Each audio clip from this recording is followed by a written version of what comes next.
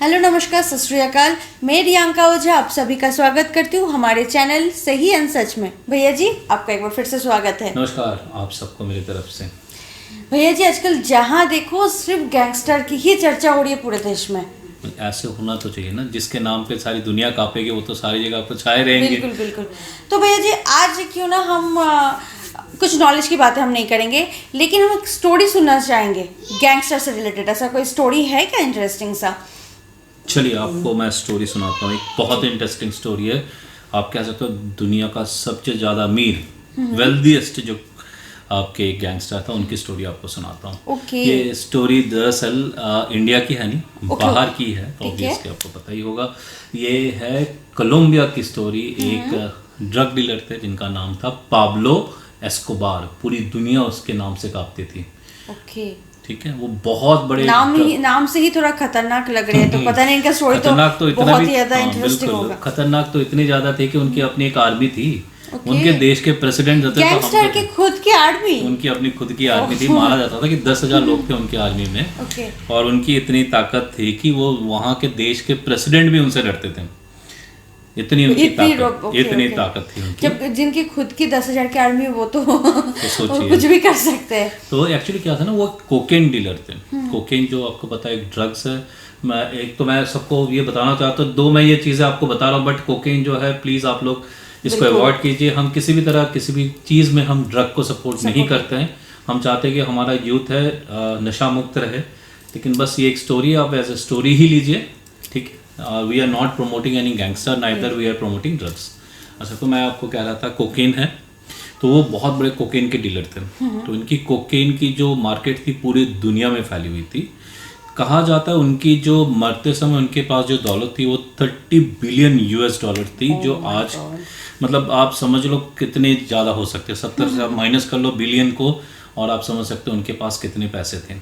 कहा जाता था वो सिर्फ अपने जो पैसे को बांधने के लिए ना उनके रबड़ जो होते थे वो सिर्फ 1 लाख US डॉलर की खरीदते थे वो साल में। ओके, मतलब कि सारे पैसे रबड़ बैंड जो पैसे बांधने के लिए रबड़ बैंड चाहिए था उसको खरीदने के लिए वो 1 लाख US डॉलर खर्च करते थे। तो मतलब कितने पैसे थे उनके पास? उनके पैसे आते थे ट्रक में। वो बैग में पैसे नहीं आते थे, उनके पैसे आते थे इन ट्रक्स।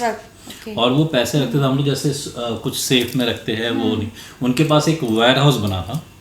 वेयर हाउस में वो क्या करते थे, पैसे को रखते थे। अनलोडिंग होती थी, मतलब लोडिंग और अनलोडिंग होती थी। जैसे सामान का ट्रक से लोडिंग और अनलोडिंग, तो उनके वो वहाँ पर पैसे लोडिंग और अनलोडिंग होती थी। बहुत इंटरेस्टिंग। ये भी इंटरेस्टिंग माना जाता है कि जो उनके जो 20% पैसे थे ना वो चूहे खा जाते थे साल में। उनकी वेस्टेज होती थी वो मनी। तो उनके पास अपनी आर्मी, उनके रिसोर्ट, मतलब उन्होंने एक दुनिया बसा के रखी हुई थी अपने जहाँ पर वो थे। जैसे कि एक फिल्मों में जैसे दिखाया जाता है, एक्चुअली रियल लाइफ में ऐसा ही था। रियल लाइफ में उनके पास जैसे काफी सारे हम लोग बॉलीवुड फिल्म देखते हैं जिसमें गैंगस्टर्स का बहुत ज्यादा दबदबा रहता है, उनकी पूरी आर्मी है ये, लेकिन ये तो पूरा एकदम रियल लाइफ में ही, बिल्कुल रियल लाइफ में ही उनके पास थे।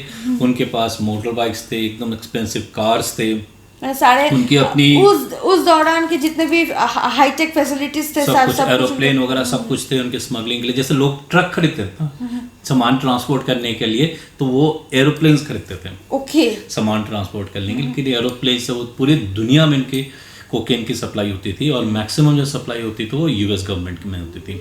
US में, गवर्नमेंट में नहीं, USA में सबसे ज़्यादा सप्लाई होती थी।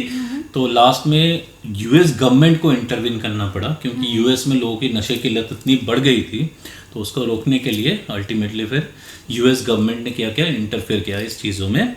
और US गवर्नमेंट ने फिर एक कोलंबिया गवर्नमेंट के साथ पैक्ट साइन किया जिसके अंतर्गत जो US की आर्मी थी वो आई थी स्पेशली एक टीम बना के पाब्लो एस्कोबार को पकड़ने के लिए। और फिर अल्टीमेटली उनको पकड़ा गया और उनका फिर एग्जीक्यूशन कर दिया गया 1993 में। और इसके बाद ये जो कोलंबिया में जो ड्रग जो एक माफिया था वो अंत तो हुआ नहीं, क्योंकि अभी भी कोलंबिया आप कह सकते हो दुनिया का एक सबसे बड़ा producer of cocaine and drugs, other drugs जो है वो कोलंबिया अभी भी है। बट पहले जैसे उनके जैसे और प्रतापशाली और इतने बड़े गैंगस्टर बन नहीं सके अभी तक। तो ये एक स्टोरी थी गैंगस्टर से रिलेटेड जिनके पैसे चूहे खा जाते थे और उनका खुद का वेयर हाउस था। उनके खिलाफ कोई आवाज उठाता ना तो वो उनको मार डालता, चाहे वो प्रेसिडेंट हो, किसी की वो केयर नहीं करते थे, इतनी ज़्यादा प्रताप था उनको। एक्चुअली उनके लोगों की भी सपोर्ट थी काफ़ी, उनको रॉबिनहुड माना जाता था। जैसे आपको पता ही होगा गैंगस्टर अपनी जगह के रॉबिनहुड ही होते हैं, तो वो उस तरह के रॉबिनहुड होते थे। वो काइंड नेचर के भी थे। हाँ, तो चलो आसपास के लोगों के लिए तो काइंड नेचर के होने ही पड़ते हैं, बस वही था उनका। बाकी तो देखिए, हाँ, जो भी ड्रग डीलर है, जो भी किसी को मारता है,